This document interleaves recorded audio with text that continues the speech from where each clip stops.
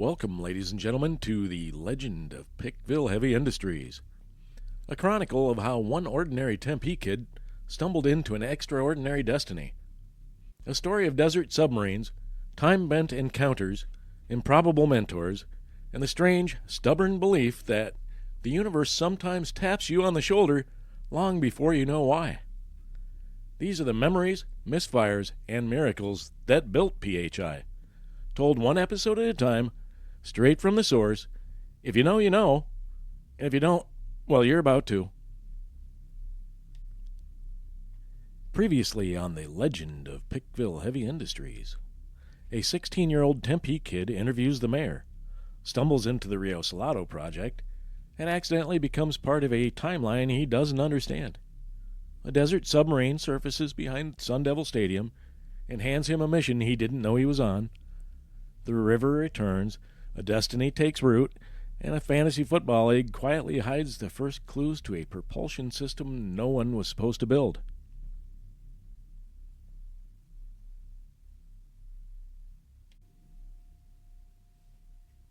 Episode 2, Hut Hut Splash.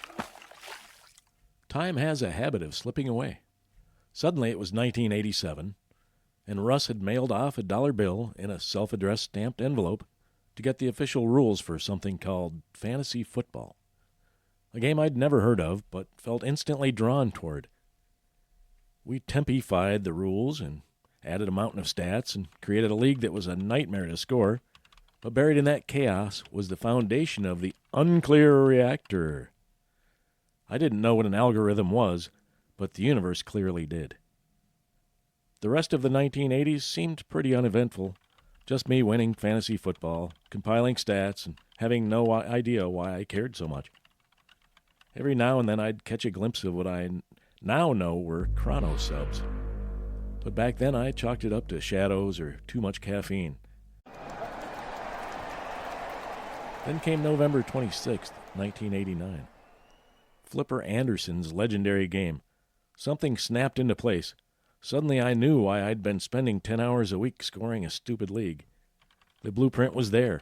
I could build a near-perfect propulsion system for the submarines that had changed my life years earlier. Time slowed in the early 90s, and as I realized an engineering degree or 3 would have been really freaking useful. Still, I kept pushing forward, even as life threw challenges that nearly dragged us to the bottom. But a submarine has to reach the bottom, and it also has to rise again. That truth became our motto. Stay heavy, man. And the part only the crew knows. But stay buoyant.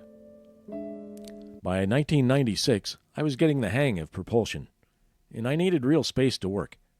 We moved into bigger digs with work areas, an office, and a backyard propulsion testing lab, also known as the swimming pool.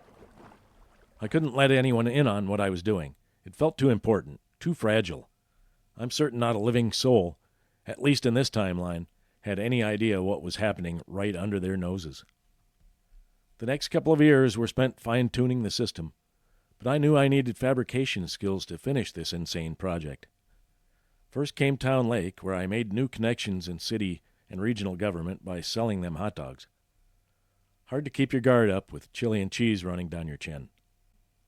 Then I worked for the state of Arizona, learning real fabrication from the exhibits crew at the Arizona Historical Society Museum. Even picked up insight from Mayor Hallman and his mother.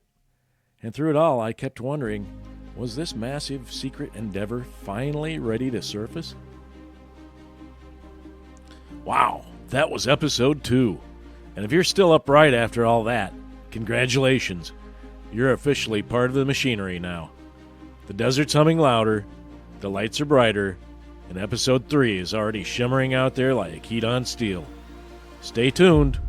The Legend of Pickville Heavy Industries is just getting warmed up. Stay heavy, man.